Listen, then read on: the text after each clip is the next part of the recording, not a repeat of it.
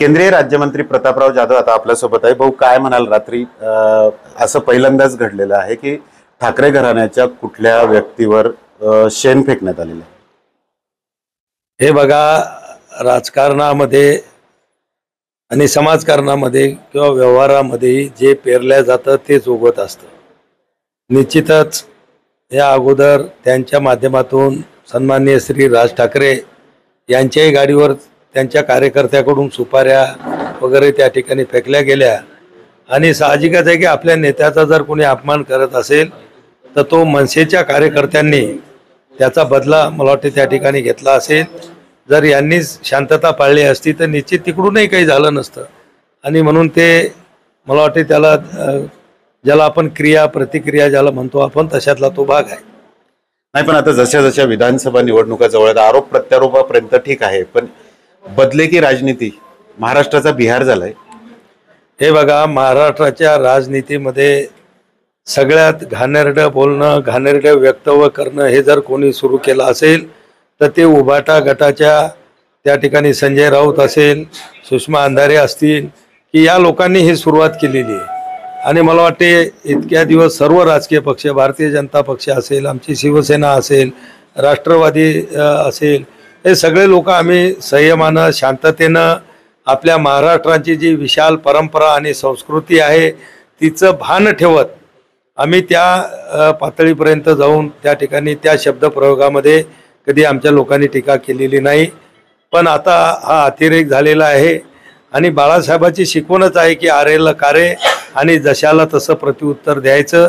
आम्ही बाळासाहेबांचे शिवसैनिक आहोत। निश्चितच पुढच्या काळामध्ये आरेला कारे जशाला तसं शब्दाला शब्दानं त्या ठिकाणी उत्तर दिलं जाईल। संजय राऊत असं म्हणतायत, काल परवा ते असं म्हटलंय की भाजपा आणि त्यांच्या मित्र पक्षांची अवकात नाहीये देश चालवण्याची। आता मला सांगा, संजय राऊताची अवकात काय आहे?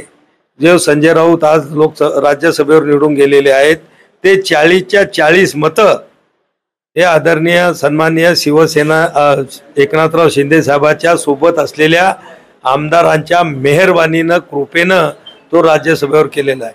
तो स्वतःला जर एवढा स्वाभिमानी समजत असेल तर त्यांना पहिले राज्यसभेचा राजीनामा द्यावा आणि मग बाहेर येऊन त्यांनी अशा प्रकारचे वक्तव्य आमच्या शिवसेनेबद्दल त्या ठिकाणी करावे।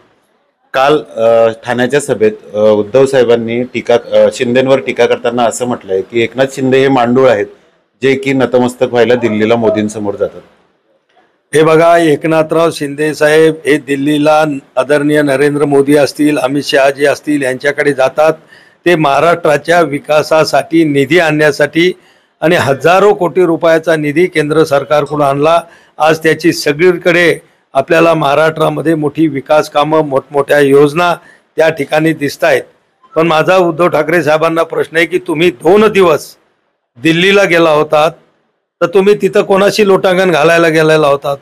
तुम्ही जर यांना गांडूळ मांडूळ काही म्हणणार असाल तर मग तुम्हाला त्या ठिकाणी काय संज्ञा द्यायची? तुम्ही तर काही निधी आणण्यासाठी नव्हते गेलात, पण स्वतःला मुख्यमंत्री होण्यासाठी त्या ठिकाणी इतर आपल्या मित्रपक्षाचं लांघून चालन आणि त्या ठिकाणी मुद्रा घालायला मला वाटते हे दिल्लीला 2 दिवस त्या ठिकाणी असतील। तर नक्कीच उद्धव साहेबांनी दिल्ली का गाठली असा प्रश्न प्रतापराव जाधव विचारतात। कॅमेरामन शांतारामसह doctor Sanjay Mahajan, ABP Majha, Buldhana. ABP माझा, उघडा डोळे बघा नीट।